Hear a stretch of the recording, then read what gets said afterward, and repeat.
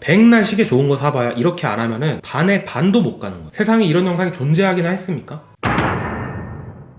여러분이 차고 있는 시계 사이즈 적당하다고 생각하시나요? 저는 아닐지도 모른다고 생각합니다. 물론 사이즈는 취향이 맞아요. 그리고 내가 봤을 때 큰 시계도 남이 봤을 때는 그렇게 커 보이지 않습니다. 그러나 적당한 사이즈, 흔히 작다고 하는 시계를 차는 이유는 나를 위해서이기도 합니다. 이 시계 뭔가 어색하다는 생각 해보신 적 있으시죠? 첫째로는 시계가 어떻게 내 손목 위에 위치하냐의 문제예요. 얇게 내 살에 붙어 있을 때, 또 손목을 움직여서 근육의 모양이 바뀌어도 내 손목을 이탈하지 않을 때 비로소 내 옷을 입은 것 같은 쾌적한 느낌을 받을 수 있다는 거죠. 또 비단 착용감만을 얘기하는 게 아닙니다. 적당한 사이즈는 뭐냐? 개인적인 생각이지만 내가 이렇게 손목을 들고 시계를 내려다 봤을 때 스트랩이 보여야 한다고 생각해요. 지금 제가 취한 자세에서는 손목을 안쪽으로 돌렸기 때문에 손목의 너비가 좁아지거든요. 근데 이렇게 했을 때도 스트랩이 보인다고 하면은 평상시에 진짜 나의 핏, 손목을 이렇게 바깥쪽으로 돌렸을 때는 손목이 확장되기 때문에 시계가 더 작아 보이고 스트랩이 더 노출이 되는 거죠. 손목 위에 시계 알맹이만 둥둥 떠다니는 게 아니라 안정적으로 스트랩까지 노출이 됐을 때 핏이 좋은 거라고, 또 그 시계가 연출하고자 하는 분위기를 잘 연출하는 거라고 저는 생각합니다. 근데 물론 크게 차라고 나온 시계도 있어요. 그러면 크게 연출해야죠. 근데 그런 시계는 우리가 보통 생각하는 것보다 그렇게 많지 않습니다. 로얄오크 오프셔라든지 파네라이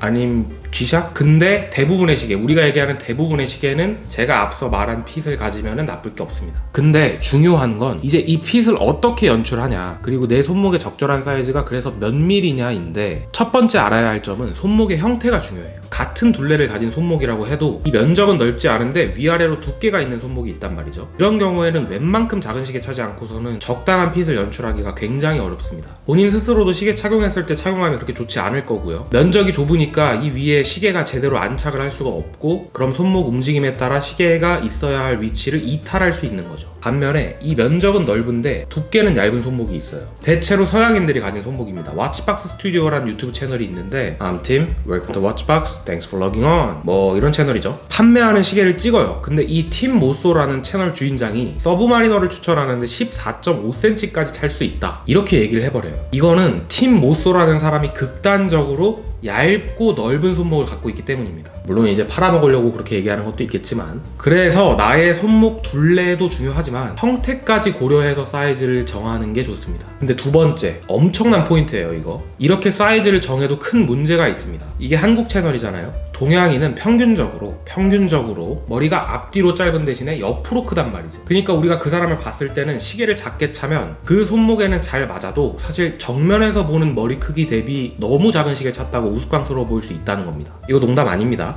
내 체격, 골격이 커도 그럴 수 있고요. 이렇게 체격이나 머리 크기에 비해서 손목 너비의 밸런스가 맞지 않는 경우에는 어쩔 수 없는 거예요. 이 경우는 굉장히 난감한 겁니다. 내 이미지에 맞게 크게 차자니 손목이 불편하고, 작게 차자니 또 웃겨 보일 수 있는 거죠. 그래서 손목이 얇다고 운동에서 전완근을 키운다는 사람들이 있는데, 물론 뭐 시계를 떠나가지고 몸이 멋져지면 그게 최고긴 하죠. 근데 시계에 있어서는 오히려 이상적인 사이즈를 찾기가 어려워집니다.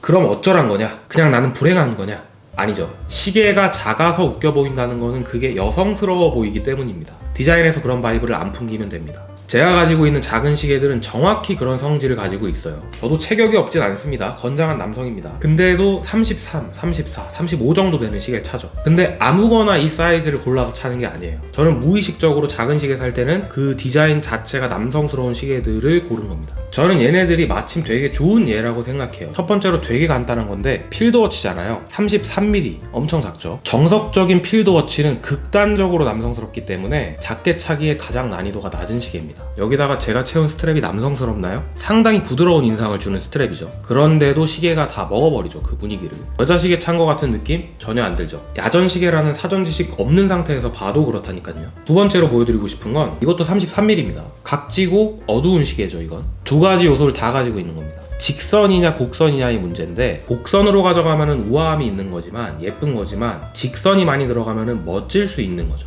뭐 이런 로얄오크는 너무 각진 시계니까 좀 극단적인 예고, 다이버 시계면은 베젤에 있는 톱니가 도드라진다든지, 아니면 인덱스가 도트 인덱스보다는 바 인덱스를 쓰고 있다든지, 이 정도로도 느낌이 바뀝니다. 또 색감이라는 거는 결국 이 시계는 소재 때문에 어둡잖아요. 근데 이렇게 탄타를 쓰는 시계는 많지 않고 티타늄이 아니면 어렵단 말이죠. 일반적인 스틸 시계에서는 다이얼의 컬러가 키가 될 수 있겠죠. 요거처럼요. 근데 이런 얘기도 있어요. 작은 시계일수록 다이얼이 흰색이어야 시각적으로도 좀 더 커 보이니까 검은색보다는 흰색을 고르는 게 낫다, 뭐 이런 얘기도 있는데, 이거는 티셔츠 입을 때 하는 얘기죠. 손목시계는 결국에 4cm 남짓의 작은 공간에 응집된 물체이기 때문에 커 보이냐 작아 보이냐의 시각적인 효과보다는 판의 색깔이 주는 이미지가 뭐냐가 더 중요하겠죠. 저는 그렇게 생각합니다. 그래서 어두운 다이얼을 가지고 있는 시계가 좀 더 유리하다는 생각을 해요. 세 번째로 보여드릴 시계는 이건데요. 35mm예요. 이 시계가 시사하는 바도 두 가지가 있다고 생각하는데요. 일단은 케이스의 생김새 자체가 볼드하죠. 일반적으로 드레스워치라고 하는 시계들은 고급스럽고 또 우아해야 하기 때문에 연약한 것이 좋은 경우가 더 많거든요. 근데 그런 것들 말고 이 시계처럼 베젤이 볼드하거나 또 케이스에 각이 져 있거나 이런 놈들도 있습니다. 그런 것들이 차기가 쉽죠.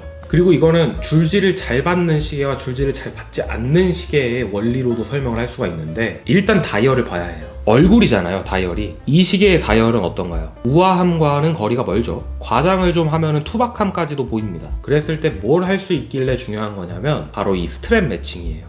제가 만약에 블랑팡 빌레레 같은 우아한 시계에다가 요런 누벅 스트랩을 매칭해버리면 쉽지 않겠죠. 그 시계 알맹이가 러프함이 제로야. 근데 갑자기 러프한 느낌을 내겠다고 뜬금없이 이런 스트랩을 찰 수가 없죠. 그러니까 시계 알맹이가 애초에 30 정도의 러프함은 가지고 있어야 50 정도의 러프함이 있는 스트랩을 위화감 없이 끼울 수가 있다는 겁니다. 그래야 내가 원하는 그 스트랩의 분위기를 어색하지 않게 낼 수 있고요. 이게 줄질을 하는데 굉장히 중요한 부분이고, 또 줄이 잘 받는 시계와 잘 받지 않는 시계를 나누는 기준이라고도 볼 수 있겠습니다. 정리를 하자면 이런 드레스워치를 사더라도 어느 정도의 투박함이 있는 시계를 사서 그거를 좀 더 강조해 줄 수 있는 투박한 스트랩을 사는 것, 이게 하나의 방법일 수 있다는 겁니다. 네 번째, 이건 좀 어려운 겁니다. 근데 제가 이 시계를 고른 이유예요. 이 이유가 아니었으면 이 시계 안 골랐습니다. 시대를 이용하는 겁니다. 뭘 이용하는 거냐면, 옛날에는 작은 사이즈의 시계를 사람들이 많이 찾잖아요. 그리고 기괴한 비율의 시계도 많았죠. 요것처럼. 그게 지금은 찾아보기 어려운, 지금은 없는 멋이란 말이에요. 그러니까 여러분들이 이런 시계를 보게 됐을 때는 이거는 확실히 빈티지 시계거나 빈티지 모티브가 있는 시계다 라고 인식을 할 수 있는 거죠. 그래서 시계가 그 옛날의 바이브를 풍긴다면 어느 정도 변칙이 용인된다는 겁니다. 쉽게 말해서 그냥 빈티지한 맛을 살려보자, 이런 거예요. 그러면 작은 거 사도 괜찮다. 이 시계는 사실 현대식 시계입니다. 제가 신품을 산 거예요. 그런데도 이렇게 생긴 거예요. 디자인이 특이하죠. 세로로는 굉장히 긴데 가로로는 굉장히 짧아요. 그래서 스트랩을 무려 15mm짜리를 껴야 합니다. 15mm 들어본 적이나 있어요? 여성용이잖아요. 근데 제가 여기다가 도마뱀 스트랩 같은 걸 매칭했다고 하면 상상을 해봅시다. 혹은 진한 갈색, 뭐 이런 고동색 소가죽을 찼다고 한번 상상을 해보세요. 분위기 자체가 변태스럽지 않을까요? 그럴 때 변태적인 이 좁은 가로폭마저도 용인이 된다는 거죠. 지금까지 제가 얘기했던 것들은 순수히 제 개인적인 의견입니다만, 영상을 보고 있는 당신이 이걸 듣고 납득이 갔다면, 그리고 제가 어떻게 접근하는지를 제대로 이해했다면 정말 만족스러울 만한 시계를 고르는데 엄청난 도움이 될 거라고 자부합니다. 백날 시계 좋은 거 사봐야 이렇게 안 하면은 반의 반도 못 가는 거예요. 세상에 이런 영상이 존재하긴 했습니까? 구독 까먹고 안 하셨을 수도 있어요. 구독 꼭 해주시고, 영상 재밌게 보셨다면 추천 버튼도 꼭 눌러주시기 바랍니다. 앞으로도 유익한 시계 영상을 들고 찾아오겠습니다. 감사합니다. 실리언즈였습니다.